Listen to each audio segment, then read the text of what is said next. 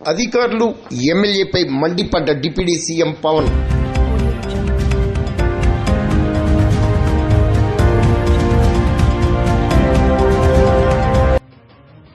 Kakinada anchorage port అక్రమ బియ్యం వ్యవహారాలపై పవన్ కళ్యాణ్ దర్యాప్తు చేపట్టగా శుక్రవారం యాంకరేజ్ పోర్టులో స్థానిక సిటీ ఎమ్మెల్యే వనమాడి వెంకటేశ్వరరావు, కొండబాబు, ఇతర అధికారులపై డిప్యూటీ సీఎం పవన్ కళ్యాణ్ మండిపడ్డారు.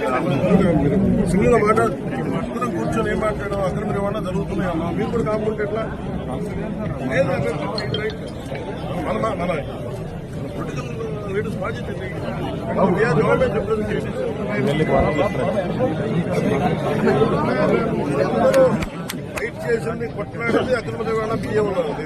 మరి కూర్చొని మనం చూస్తాం యాక్షన్